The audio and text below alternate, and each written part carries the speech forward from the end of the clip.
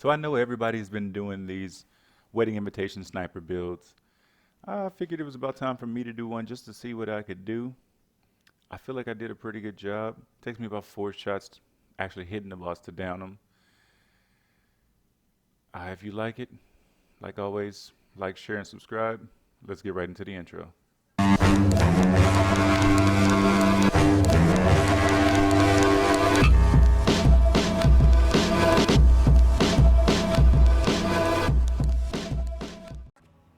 What's going on, Blue Crew? It's your boy Big Blue here again. Like I said earlier, doing the wedding invitation. I know a lot of people have done this build. A lot of people have used this gun. Like I said in my review of this gun, pretty sure it's going to be the new meta. So I wanted to make sure I covered it while I had the chance. As everyone knows, you get this gun from the event that was happening, the Broken Hearts event. I have one with that phase cast. I also have one with phase slam, but phase cast seemed to work better with the way I wanted to use it. The 250% damage. It works perfectly for what I needed it to. Yes, I'm losing 50% extra damage, but it's worth it. For my shield, the only thing that I really needed was the anointment again. If you watched any of my other builds, anointments are more important than the actual items. If I was to specialize in that more, maybe I could do more with my builds. If that's something you want to see, you guys can always tell me in the comments and I can work on a more in-depth build. Not a problem for me at all. Onto the Quasars, what I'm using for my grenade.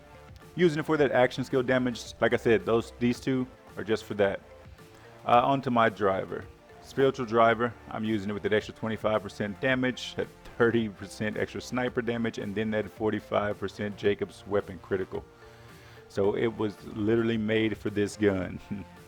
Without this class anointment, it wouldn't work at all. Using that same elemental projector that I used before, that magazine size, that area of effect, which actually applies because of the ricochet from the cryo, and the action skill cooldown is always nice, so I can cast it to kill those guys faster. Going right into my trees, mythical assault tree starting first. I've got do harm. Do harm's always good for that action skill damage. I got some points in the fast hand for that reload speed. I thought it'd make it easier. As you see, I shoot faster. Violent tapestry again for that effect chance. Increases my damage even more. 1 point in the rest is for a little bit more cooldown. Got transcend for that critical hit damage. Ascendant already for that soul and life stab. I have laid bare for that weapon damage, of course, 25%. I have wrath for that weapon damage again, that 45%. I even put some points in the from rest for that fire rate again. That's why you see me shooting so fast with this gun in those clips earlier and the clips that you'll see later. Avatar, so I can cast it twice. Going over to my Fist of Elements tree. Anima, 5 points in there. Make sure I get as much status effect damage and chance. So the weird thing about this build is, if you go over to Infusion, go over to Infusion. Infusion's actually very important because I'm using shock damage also, so it converts that damage. I've tried it with and without it. It works so much better with that infusion damage to down those shields, to kill those bosses that have shields. So I had to put those points in there if you want to know. Going down, what do I have next in this tree? Tempest. Next skill I have is Tempest. And of course I got Tempest for that elemental damage, shock damage, gun damage for Dread, extra magazine for Deep Well, indiscriminate for those crits because they do crazy damage as in my intro clip. So that should help. Got 3 points in the personal space in case I am close to them, because sometimes you're going to see me not use it like a sniper. I do have 2 points to give me some extra health period, excuse me. I have 1 point from my class mod from Clarity to give me extra regen. 2 points in the Helping Hands, give me that damage reduction, and 2 points in the Mindfulness to give me that extra speed. Okay guys, I'm going to get into some clips like I usually do. If you've watched any of my videos, I always try to show you clips of different bosses and how the build works with them.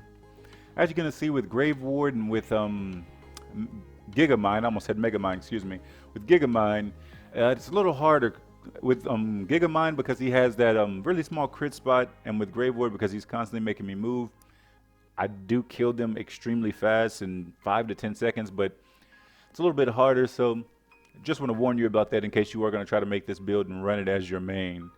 It will take you a little bit more. Watching my clips, it doesn't look like I'm doing much damage, but then you're going to see at the end of this one that I do a lot. See, down this whole health bar in one shot. So it makes it so much easier. Now I'm about to show you exactly what I mean with Grave Ward. Like I said, he's not a hard kill, and I do plenty of damage to him. It's just finding that sweet spot, and this is where I was using personal space because I didn't actually use it as a sniper. I think he actually downs me here, but with this sniper there was still enough damage that I could hit him and get back up. On to Gigamon. You're gonna see exactly what I mean. It's just ridiculously hard to hit that small crit spot on the back of him. Granted, even without the crit spot, you still do good damage, but not damage like that, you see. So you want to try to hit that crit spot as many times as you can, or as often as you can. And that's really all there is to the build. It's simple. I hope you guys enjoy it. In some of these boss kill clips, I do like two-shot the bosses, just so you know, if you want to stick around and watch those. They're definitely worth it. I know this video is a little longer than most of my other boss build videos, but I promise this is definitely worth it. Okay, now I'm going to shut my big mouth and let you let the clip speak for themselves, okay?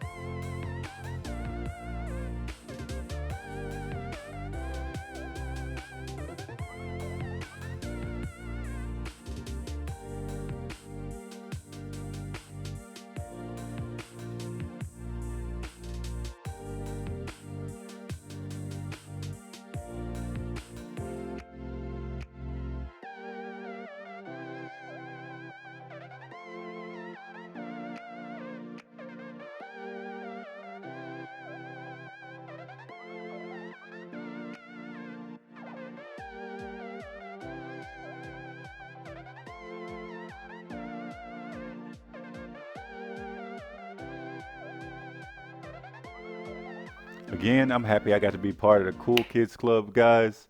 This is the end of this video. I hope you enjoyed my sniper build for AMARA with the wedding invitation. Like always, like, share, and subscribe. Leave a comment if there's something I could do better, or leave comments if there's something else you guys want to see from me, or if you want to see me fight different bosses. I know I usually fight the same ones, but I'm open to fight any bosses that you guys are interested in me fighting. I just fight the ones that I'm used to. That's all I got for you guys. Take it easy.